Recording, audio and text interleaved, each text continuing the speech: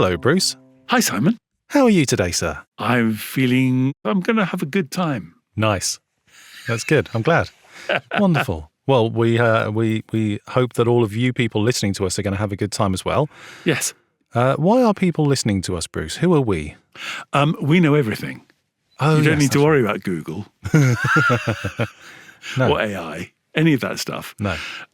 So we are nerds. We love facts. We like things that other people may not know because it makes us feel better about ourselves. Oh, that just speaks right to my soul.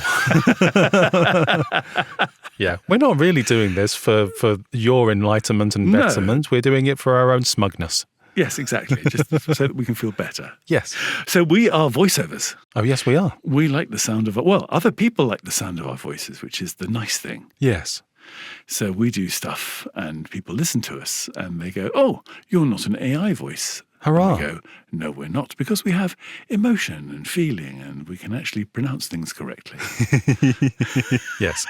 So what else do we do, Simon? So we do voices, we do nerdy things, and once a week we come here, we pick a particular randomized subject to chat about, we find a whole lot of interesting facts about it, and we have a natter. And all of you lovely people at home get to listen to us and learn a few things that you didn't necessarily know before.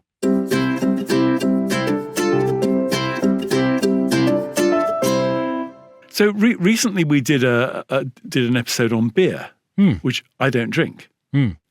Which Simon was obviously very happy about because Simon does drink beer. Indeed.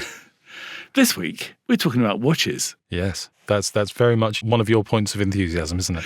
I do like watches. So how many watches do you own currently? How many watches have you owned totally? Well, most of the watches that I've ever owned, I kind of still have. Oh. Quite a few. I'll put it this way. I have like display boxes for them to keep them in. Yes. I think I could probably count on one hand, one wrist, starting with a very cute little Snoopy watch when I was a lad. Yes.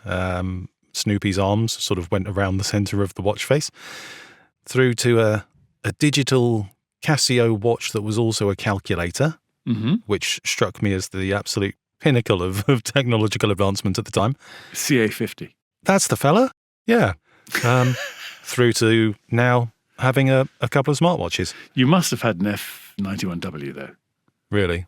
Yeah. Everybody's had an F91W. Have they? Yeah. Would they know it as being such? Yeah. I mean, if you've got that Casio, Yes. you know that Casio? That one. The digital watch that looks like it's absolutely plain. It's got a very simple display. Right.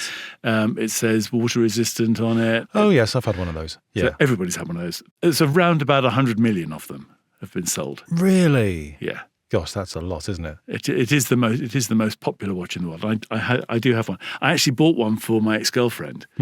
She was going on a trip around the world. And I thought she's going to want a watch of some sort or some way of keeping time, but not a watch that's going to attract attention. Right, yes, okay. So what watch could you get that's stylish, cool, and not nickable? And that was it. And the F91W is the perfect watch for that. Right. It's 13 quid from Argos. They've always been cheap. They've always been timeless. They've always had this amazing feeling to them since they were launched. Yes. I've just looked one up, and yes, I have had one of those, yeah.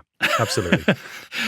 So the other place you can see it is if you go to our blog page and look at our show notes, you'll find not only something on the Casio F91W, you'll find images, videos, people chatting about all sorts of things. It's a proper place to spend several hours of your day. And where would people find those show notes, Bruce? Factoraly.com. Factoraly.com? Yeah, we'll put it there. Good idea. Okay. Wonderful.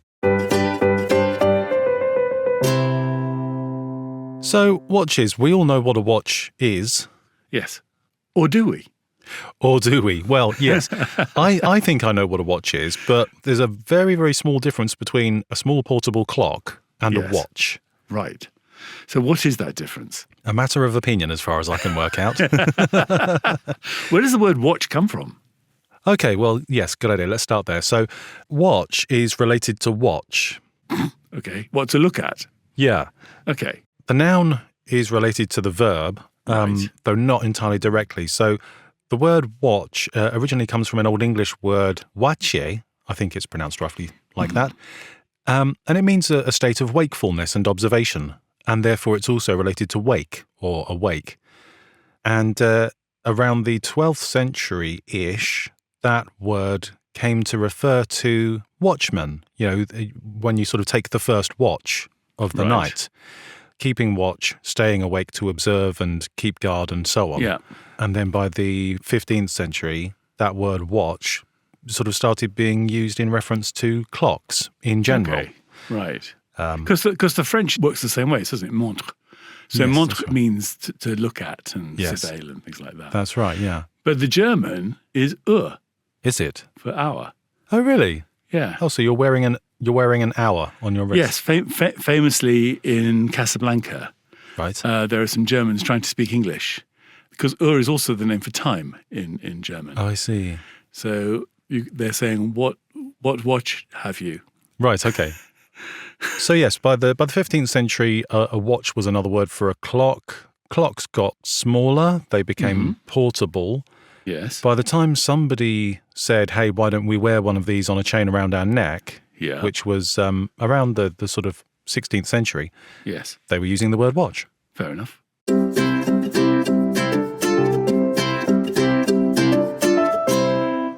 And then you get people wearing them in their waistcoats. Lovely pronunciation of waistcoat there. So you say wearing it around your neck. Is that where they sort of originally started? Yes, that's how they started. So there was a gentleman from Nuremberg called Peter Henlein, and he lived in the late 15th, early 16th century, and he is often credited as the inventor of the watch, although sort of slightly posthumously. It wasn't terribly well recorded at the time. Yeah. But he had them on pendants at first, mainly for wealthy women. Yeah. And very much as a piece of jewellery. They were horrifically unreliable and not terribly accurate. Right. They only had one hand, an hour hand, Yes. and they were sort of shaped like a small drum, almost sort of cylindrical or ball-shaped. And they were terribly well engraved and beautiful and, encrusted with various bits and bobs. But they were just a status symbol. They weren't really for the accurate telling of time. Right. And that was sort of the way it was for a good sort of 100 years after that. But then you get people like John Harrison, don't you? You do get John Harrison, yes. What do you know of him? He made people millionaires. Fun hobby. I know more about John Harrison than I should, really, because I used to do the advertising for Dunhill. And we had in the year 2000, we did a whole range of stuff called the Millennium Range, and it was based around the John Harrison clocks, Right. and the timepieces, the marine chronometers, and things like that. Hmm. But most people will know John Harrison because in the last episode of Only Fools and Horses, they find an old watch. Oh, yes. in their lockup, Yeah. and they auction it, and it turns out that it's a John Harrison marine chronometer timepiece that was missing for hundreds of years. Yes. Probably made in the sort of early 1700s, Right. and it fetches a lot of money at auction. And if you've never seen that episode of Only Fools and Horses, I'll put a link to it on the show notes. That's rather heartwarming. and you can enjoy it again. When they go into the pub and everyone gives them a standing ovation. Yes, Lovely. it's very nice. You mentioned waistcoats. Waistcoats were largely responsible for those sort of drum-shaped watches becoming flatter to the point that they are what they are now.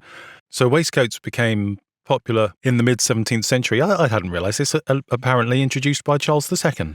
Yes. I didn't realise that. And when you suddenly had a waistcoat with little pockets on it, that becomes a useful place to put your watch rather than hanging it around your neck on a chain. Yeah. But because of the shape and the size of the pockets, the watch needs to become a bit flatter. So the pocket watch was directly created as a result of the existence of waistcoats. Have you heard our episode on trousers? Personally, I have heard it. Yes, firsthand. Do you remember there's a bit in there about Levi's? Oh, yes, I do, yeah. You know the little pocket? Oh, the one that we all wonder what it's for? Yes. Yes. It's for a pocket watch. It is for a pocket watch, yes, that's right. It was specifically designed for a pocket watch. Yes. So that pocket on jeans was created for the pocket watch. The pocket watch was created because of the existence of waistcoats. There you go. It's funny, isn't it? All these things that you just accept the existence of. You never really think about the origin or who or where or when. Yes, having pocket watches in your waistcoat pocket was a thing, but it wasn't until the 1800s Prince Albert popularised the idea of having a chain connecting your watch to your waistcoat. And that chain on a pocket watch is called an Albert chain. They have like a little T-shaped thing, which looks like it's there to go through a buttonhole. That's right, yes. Which yeah, I think is exactly what it's for. It is exactly that, yeah. So you can sort of poke that through your buttonhole and therefore if you take your watch out of your pocket and drop it, doesn't matter because it's attached to a chain. Yes.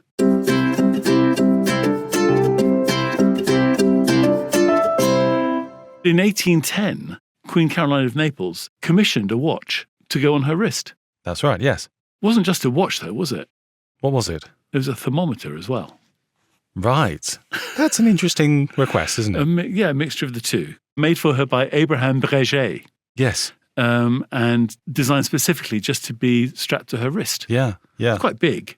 But nevertheless, it was the very first wristwatch. Yeah. It's really interesting. I can't understand the dispute here. You know how when two people invent a thing and it's usually sort of within months of each other and no one writes it down and therefore it's disputed who was the real inventor. Yeah. See Bruce's many various rants about Thomas Edison in the past. There's a dispute about this date for the watch as well. Oh, no. Because there was another one, a wristwatch created by Patek Philippe, which was a bracelet watch for the Countess of Hungary. Interestingly, both made for wealthy women. Yeah. And an awful lot of sites credit that watch as being the first wristwatch, but that was in 1868. So it's a clear 58 years after the other one. And I don't quite understand why people are so ready to say, no, the first one doesn't count. I haven't found a solid answer for that. But somewhere between those two, one of them is the first wristwatch. You mentioned Patek Philippe. I happen to know that there's certainly one person in the world that can fix their own Patek Philippe watch without going to down the jewellers. Are they called Patek Philippe? No, he's called the Dalai Lama. Right. So the Dalai Lama has a set given to him by the company, Patek Philippe, of watchmaking and fixing tools. Right. And he can work on his own Patek Philippe and service it and everything. Really? Yeah. The watch itself was a gift, I think, from Franklin Delano Roosevelt, FDR. Right, okay. So he got this watch and he thought, I need to service. It's a bit far to go to Ratner's. I'll see if I can fix it myself. Wonderful. Yeah. Well, I suppose he's got all the patience, hasn't he? So it's probably a good meditation thing, actually. It probably is, yeah. Servicing a watch. You talk about pocket watches. There's a pocket sundial. Do you know what? I have tried so hard to understand this concept. I don't get that at all. So George Washington had one given to him by Lafayette. Yes. And it was a pocket sundial. I guess if you've got a compass. Yes, yeah. You need to have both. You need to know which direction you're standing in order for that to work, surely. Maybe it had a built-in compass. Oh, possibly. I haven't seen a picture of it. No, neither have I. Wouldn't that be clever? Yeah, if you flipped it over, there was a compass. You stood in the right direction, and then you flipped it back over, and there's a sundial. Yes, or on the same plane or something. Yes. Or just going round the edge. Yes. Now, that would That'd make sense. Cool way of doing it, yeah. Well, if that doesn't already exist, if there are any horologists out there, you can have that idea. Yes, there you go.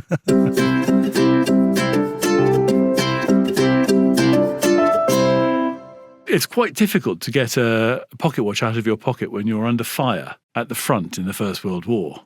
Yes, I would imagine it would be. Yeah. So it makes sense to have your craftsman make you a leather container for your pocket watch that you can then strap to your wrist. Yes, that's right. So it was the First World War that turned the pocket watch into a wristwatch. Yes, see, that's what I thought as well. Am I wrong? And that would make total sense. That absolutely that sort of leather mesh strap was definitely a thing. But apparently, in 1879, Kaiser Wilhelm I ordered 2,000 wristwatches for his naval officers. Oh. Which is generally considered to be the first mass-produced military wristwatch. So 40 years earlier than what I had always assumed was wow. right. Yeah. But yes, they're when you've got maneuvers that all your hundreds of thousands of troops need to be doing the same thing at the same time, it's rather useful to have a fairly sort of standardized, synchronized watch. Yes. Well, you say synchronized. That's another thing entirely. Is it? Yes. Okay, nerd mode. So you talked about early watches only having an hour hand. Yes. So everything apart from the hour hand is what is known in watch circles as a complication. Is it really a complication? Yes. That's great. So things like a minute hand, a second hand, Yes. a moon phase, a date, a day. Yes. All of that stuff that you get on watches now Yeah. are called complications. How wonderful. The other thing is the hands. So the hands have names for the style. Okay. See if you can guess which hand is which. Pencil, Hour hand? minute or second. Right. Sword, Oh, that would have to be hour. or cathedral, Oh, a cathedral hand. which is the second hand with a little dot on it. Is it? Actually, that might be wrong. I tell you, if it's wrong, then write to us at hello@factoraly.com or leave a comment on our Facebook page and tell us which is the pencil, which is the sword, and which is the cathedral hands on a watch. Please do. Is the pencil mightier than the sword in this instance, or vice versa? Who knows? But anyway, going back to complications, to synchronize a watch, you need to be able to stop the second hand. Yes, I suppose. Yeah. And that is called hacking the second hand. Is it? So when you pull out the crown like one stop, Yes. and it stops the second hand, Yes, okay. so that you can synchronize to the second, that's called hacking the second hand. Brilliant. How interesting. I've sort of seen so many, spy movies or war movies or things like that where they are synchronizing their watches. I've never quite realized the mechanics of how to do it.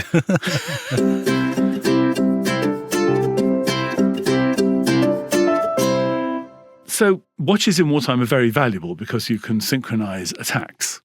As we said, once you've hacked the second hand, you can synchronize an attack to the second. Yeah. And the Americans decided that they were going to come up with a style of watch in the Second World War. And they asked 3 manufacturers to produce a watch to a specific specification, which they called A11. Right. And there was Waltham, never heard of, Elgin, never heard of, and Bulliver. All asked in 1942 to start making watches for the American military. Right. That had a hackable second hand and would be robust, have luminous hands, be water resistant and all that stuff. And I don't know whether the British Army saw this and thought, that's quite a good idea. We should do the same. So in 1944, they asked a dozen watch manufacturers, many of whom were Swiss, to do the same thing, except they had a different spec, obviously, because they're British. Sure. So these watches were made by very well-known companies like Jaeger-LeCoultre, Omega, International Watch Company, IWC, and one other company called Vertex. Right. And Vertex is a company that was started in 1912 by the great-grandfather of a good friend of mine. No way, really? Yeah, called Don Cochran.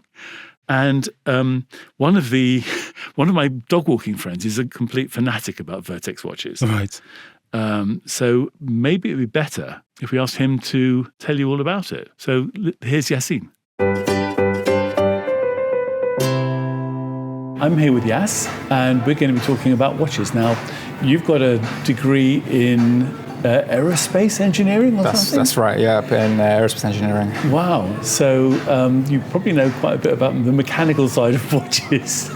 Not as much as I would like to. My degree is focused more on jet engines and aircraft wings and propulsion. Oh, okay. Watches came along afterwards just due to my love for mechanics and precision and just timekeeping, really. And of course, design elements to it as well.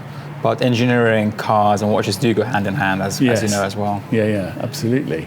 I've got you in on our podcast today because I know that you are very keen on watches in general, and That's you have right. a very good knowledge of various watches, including the one we're going to be talking about today, which is Vertex. That's true, yeah. I mean, I have appreciation for all brands, but my heart is with Vertex Watch Company. I love military-inspired tool watches. Yeah. And for me, Vertex is the definition of a military tool watch. So there were lots of field watches around in the sort of like the late 30s, early 40s. Governments commissioned brands to make field watches. And Vertex existed before that. Vertex was formed in 1912. Okay. So even before World War One. Right. They supplied watches during World War One, but they got their name and branding during World War Two when the field watch era really took off. And it's a British brand. It's a British brand. It was formed by a gentleman called Claude Lyons in 1912, and it began from there. He started supplying watches for the civilian community. They weren't issued, but civilians bought watches from them, right, and then took it to war. Okay. It wasn't very common for watches to be issued back then. And that happened later on, especially during the Vietnam era and in the 80s, during the Gulf War. In the beginning, in World War One and World War Two, bear in mind, everyone was on budget, so there wasn't a place for watches. No, until they became useful, I guess. Exactly it. But even then, they weren't made in the UK, they were still from Switzerland. Because Switzerland is the home of the watch. That's true, but in the UK, all those watch factories were turned into ammunition factories. So they they weren't making watches anymore. And they were making gun parts and ammunition and parts for the tanks and vehicles, but they weren't really involved in making watches because they had to change their factories. Vertex, I understand, was one of what they call the Dirty Dozen. That's right, and that name came later on. You're into your movies. There was a movie called The Dirty Dozen. Yes. It was after that. So that made it famous, and then the 12 companies that made the watches for D-Day landings, they were never called The Dirty Dozen. It came afterwards when the movie was made. Oh, okay. And then there's a nickname that stuck to it. All right. But you say they were made for the D-Day landings. Were they actually used in the D-Day landings? So that is a controversial question, and I'm glad you asked. So it depends on who you ask. Okay. I do think they were used, a small percentage though. So around 150,000 watches were made from the 12 companies, the Dirty Dozen. Yeah. For the D-Day and for the rest of World War II. I'm not sure on the numbers exactly, but for Vertex alone, Vertex made 15,000 watches of caliber 59 WWW. So that is... What does that stand for? So WWW was given by the British Ministry of Defence, and it means watch, wristlet, waterproof. But so going back a bit again, they asked 13 different companies. 12 of them accepted the offer. You have Longines, you have IWC, you have Lamenia, and you have Vertex, and you have JLC, Omega, great, amazing brands. And Vertex was actually the only British brand out of the 12. Okay. And it's quite funny because it was requested by the Ministry of Defence to make these watches. Yes. And there was only one brand out of them all that it was an actual British brand. So the others would make watches for the baddies, for the bad guys, for the Brits. Oh, so they made watches for both sides? Yeah, they were made for everyone. If you're a Swiss brand, you're a neutral country. Yeah, I guess. It's business, right? Yes. The French had it, Italians had it. I'm sure Italians had nice ones. But Vertex was a true British brand that supplied to British soldiers. But in 1970s, the quartz crisis came this along. is the quartz crisis. Exactly. Yes. And at the same time, Vertex got a bit unlucky because the lease in Hatton Gardens came up as well. Manual watches were going out of favor as well because of the quartz, and loads of companies struggled. Rolex actually created a quartz watch called Oyster Quartz. Yes. Just to get some demand from people who are buying battery-powered watches. Oh, wow. Unfortunately, smaller names like Vertex, they couldn't survive. No. Rolex, of course, British watch. Rolex was a British. They were formed in England, and then they moved to Switzerland. So why wasn't that one of the dozen? That's a great question, and nobody knows. Okay, what's the rumour? Okay, this is a rumour. You should know that on this podcast, anything apocryphal is true. Look, rumours are great nowadays, right? And if there's a rumour, there's a meaning behind it. Only a few months ago, there was a release from the government. I think it was either MI6 or MI5. They said that Hans Wilsdorf, the founder of Rolex, was involved with Nazi Germany. Okay. And they assumed that he was a spy. And this paperwork only came out recently, a few months ago. But back then, when Rolex moved their production from England to Switzerland, their excuse was, we want to go to a neutral country to focus on engineering and get the tax benefits. Okay. During World War II, the UK was turning their factories into ammunition factories and there wasn't growth for watchmaking. That was the excuse they said. But now, a few months ago, they told us that he was possibly a spy for Nazi Germany. And that also makes sense. Yeah, it does. Yeah, and maybe that's why they were never in the Dirty Dozen watches. So they could have built-in receivers in every Rolex. Imagine this. Okay, what's the volume of watches that you need? And if you know how many watches... then you know how many soldiers. Possibly will be used for... Or if you say, why do you need waterproof watches, for example? Yes. Why does it have to be shockproof? You can kind of get intel that, okay, it might be used for an invasion. Do you need for paratroopers? Exactly. Or Or why do you need watch hands to be loomed? So at night time. So luminous ones. Exactly. Were these the ones that were like radioactive? They were made out of radium. When the war ended and realized, oh crap, our watches and even our Spitfire cockpits are now radioactive. Okay. Because they use radium on the dials of a Spitfire. Oh, right. They brought back the watches and the aircraft and replaced all those parts. But nowadays, luminous watches don't use that. No, thankfully we don't. There are still some old watches with radioactive hands. But if you get a Geiger counter and you go towards a watch from World War II, you can hear it ringing quite loudly. Wow. It's quite fascinating. I think I might have had one of those when I was a child. I hope you don't have one now in your house. I'd be quite worried for you. So Vertex is an old brand. It is. But now they're kind of resurgent. 100%. So the great-grandson of Claude Lyons, Don Cochran, which I'm quite sure you're familiar with as well. I am. A genius in marketing and now in the watch industry. I should point out, for the purposes of the tape, that Don is actually an old mate of mine. So Don decided to revive the company in 2015. He knew the importance of the Dirty Dozen story and spent 18 months working production in Switzerland to bring back the watch. And he relaunched in 2017-2018 time the M100. So the original Dirty Dozen watch, caliber 59, was 35 millimeters in a steel case. Yeah.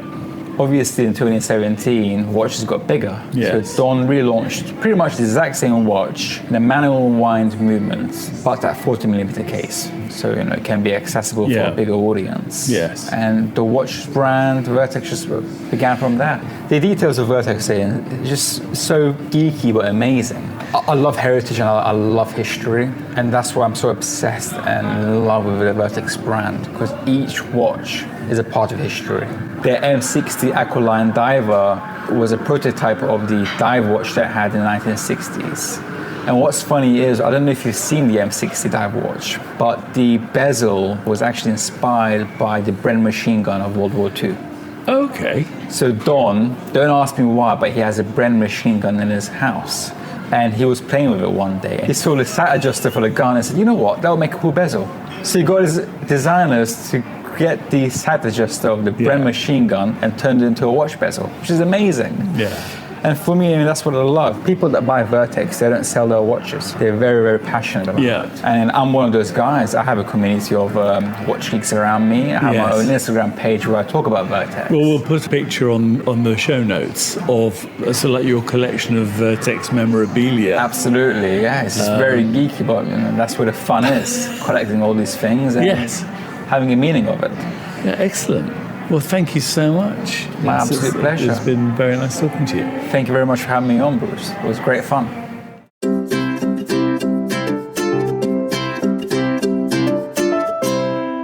So, as you can tell, he's quite a fan. Yeah. Wow. Thank you, Yassine. That's really interesting. He's a great guy. He was even wearing a Vertex hat when he was giving us that interview. Perfect. In fact, I was because I know Don quite well. He asked me if I would help him to launch the company.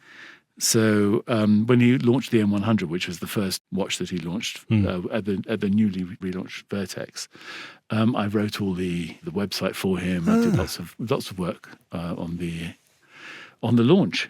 Did you now? And I do have a watch. Naturally, yes. So thank you very much. And do you know what? One day I really want you to actually write out your professional history, because episode after episode.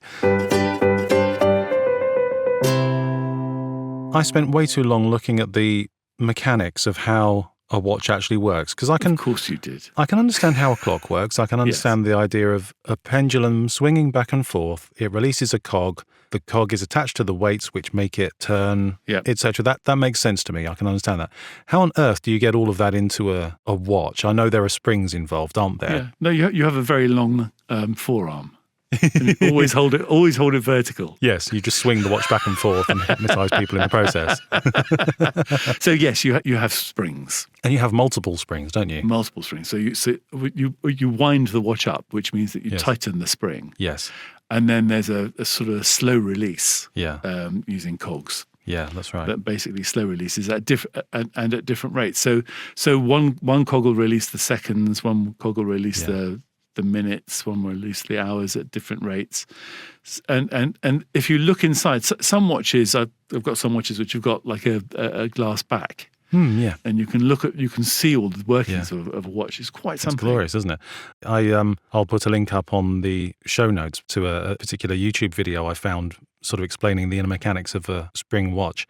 And I just hadn't really realised how much went into it. I know they're tiny and incredibly intricate, but there's a second spring called the hairspring, which kind of coils and uncoils again and again and again, and it's that oscillation, it's that repeated coil uncoil that makes the tick, and that happens at such a rate. It's usually 6 oscillations per second. So when you listen to a wristwatch going really, really fast, it's doing that 6 times per second. Yes. And then that times an arm, which releases a wheel, which releases a cog, etc., etc. Phenomenally intricate mechanics and all very interesting. And I spent way too long looking at that.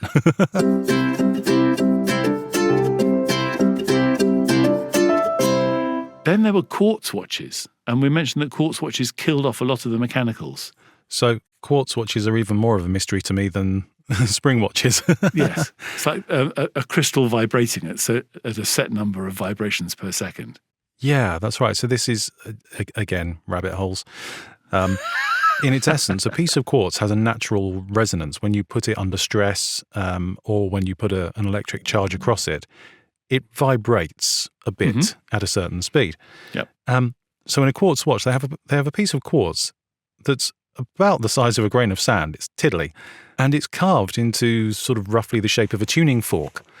And when you put an electric charge across it from the watch battery, it vibrates at a certain rate. That rate being specifically 32,768 times a second. Well done. All good information that we need to know. Or 32.7 kilohertz.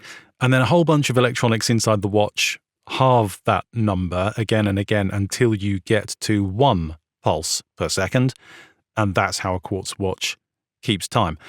Who was the first person to realise that a little grain of quartz could do that and how it would be useful? Amazing. I don't understand. It's like some kind of witchcraft. If you know who was the first person to come up with this, then let us know. Please do. We're always open for further information. Yeah, absolutely.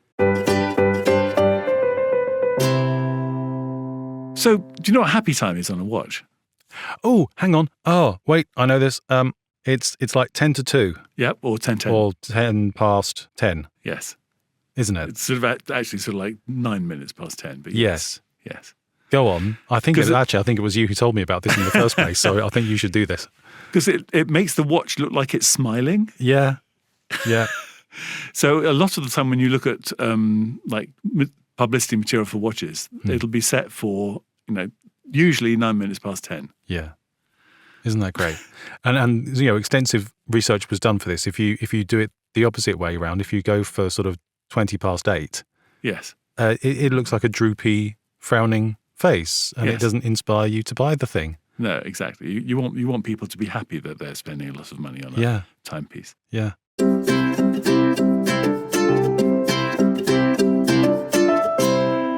Do you know when the first waterproof watch came out? No, I don't. 1926. Really? Which is a lot earlier than I was expecting. Yes, way earlier. I would have thought that was sort of Second World War time. Yeah. 1926. And nowadays you can get watches which are waterproof to hundreds of feet. Yes, you can get divers watches, can't you, that sort of specifically allow you to withstand a lot of water pressure. They tell you your depth and how much things oxygen like that. you've got left and all sorts of things. And also when you're coming up from the deep, you need to time how long you stay at certain depths. Yes. Because otherwise you'll get the bends if you come up too fast. So Yes, you need to otherwise- stop for 10 minutes. Otherwise, you'll get a particularly good album by Radiohead, yes.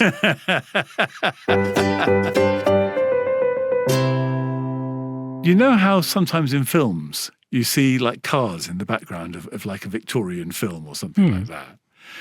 There's a very famous scene, or several scenes, in the film Zulu, Right. where you can see the Zulus wearing watches. Oh, I see.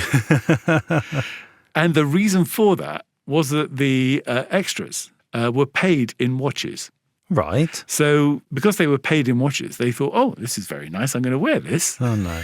Oh, dear. So they wore it on set. And the continuity officer never noticed.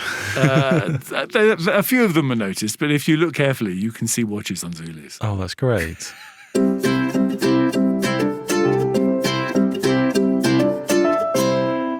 Simon, you're going to have some records about watches, right? Yes, naturally. There are loads. Okay. I imagine there would be. Yeah, I just had to sort of pick a few at random because there were just so many.